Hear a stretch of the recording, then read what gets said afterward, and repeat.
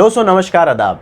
मैं हूं फराज चौधरी, आप देख रहे हैं इंडिया फाइन न्यूज़। इस वक्त की बहुत बड़ी खबर है, बंगाल में चुनाव है, आपको पता है, और बंगाल की राजनीति बिल्कुल गरमाई हुई है। अभी आपने हाल ही में देखा, बंगाल की मुख्यमंत्री ममता बनर्जी पर हमला होता है, जिसके बाद 2 दिन तक उन्हें अस्पताल में भर्ती रहना पड़ता है। फिर वो व्हील चेयर पर बैठकर बाहर आती हैं अस्पताल के, जब उन्हें छुट्टी मिल जाती है। फिर डॉक्टर ये साफ कहते हैं कि ममता बनर्जी के पैर पर, गर्दन पर और पीठ पर काफ़ी ज़्यादा चोटें आई हैं। इसी को लेकर एक बहुत बड़ी खबर है जो कि भारतीय जनता पार्टी की नींद उड़ा सकती है, और जिसका भारतीय जनता पार्टी को काफ़ी वक्त से डर भी होगा, और वो डर है किसानों का। आपको याद है, कुछ ही दिन पहले राकेश टिकैत ने ऐलान किया था कि अगर प्रधानमंत्री मोदी बंगाल में रैलीज कर रहे हैं, कैंपेन्स कर रहे हैं, गृह मंत्री अमित शाह वहाँ रैलीज कर रहे हैं, तो हम वहीं जाएंगे।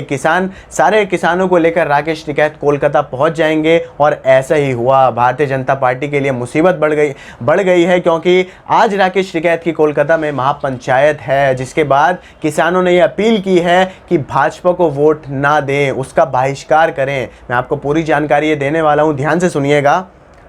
तो बंगाल के सियासी घमासान में अब किसान आंदोलन की भी एंट्री हो गई है। भारतीय किसान यूनियन के नेता राकेश टिकैत आज बंगाल पहुंच रहे हैं। वे शनिवार को कोलकाता के भवानीपोरा और नंदीग्राम में होने जा रही किसान महापंचायत में हिस्सा लेंगे। टिकैत 14 मार्च को सिंगूर और आसनसोल में भी किसान महापंचायत करेंगे।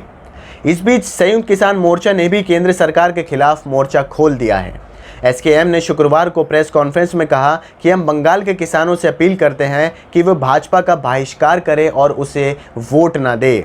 चुनाव में करारी हार के बाद भाजपा सरकार कृषि कानून वापस ले लेगी।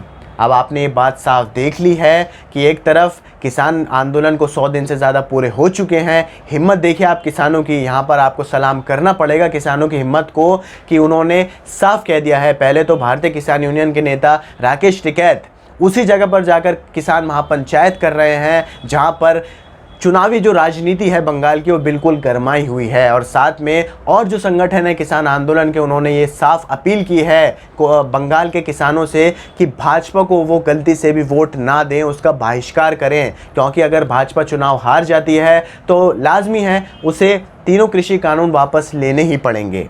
इसके बाद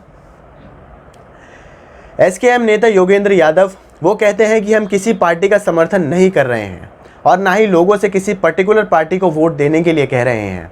हमारा मकसद है कि भाजपा को सबक सिखाया जाए। उन्होंने कहा कि सरकार के कानों तक हमारी बात पहुंचाने के लिए ज़रूरी है कि आगामी चुनाव में उसका नुकसान किया जाए।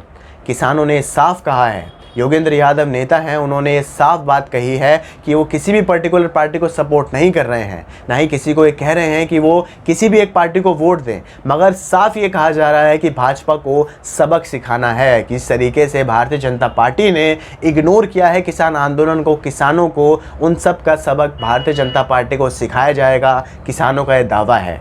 इसके बाद भाजपा पर आरोप लगाते हुए सामाजिक कार्यकर्ता मेधा पाटकर ने कहा कि कुछ कॉरपोरेट्स के हाथों देश को बेचने की कोशिश की जा रही है। उन्होंने लोगों से आग्रह किया कि वे सावधानी से अपने मत अधिकार का प्रयोग करें। किसानों का अपमान करने के लिए केंद्र की निंदा करते हुए पाटकर ने कहा कि ब्रिटिश शासकों ने भी इसका सहारा नहीं लिया था, जिसे मौजूदा सरकार कानून का रूप दे रही है। उन्होंने बंगाल विधानसभा में कृषि कानूनों के खिलाफ पास किए गए रेजोल्यूशन का स्वागत किया। 3 कृषि कानूनों के खिलाफ किसान प्रदर्शन कर रहे हैं। 26 नवंबर 2020 का वो दिन था जब इस किसान आंदोलन की शुरुआत हुई थी, और दिल्ली बॉर्डर पर किसानों ने मोर्चा खोल दिया था सरकार के खिलाफ, तीनों कृषि कानून के खिलाफ। किसानों और सरकार के बीच कई दौर की बातचीत भी हो चुकी है, मगर किसी भी बातचीत का कोई फैसला नहीं निकल कर आया जिससे किसान आंदोलन ख़त्म किया जा सके। किसान मोर्चा ने चुनाव में भाजपा के खिलाफ लोगों से वोट ना करने की अपील की है, और ऐसा साफ कर दिया है किसानों ने कि वो भाजपा को गलती से भी वोट ना दें।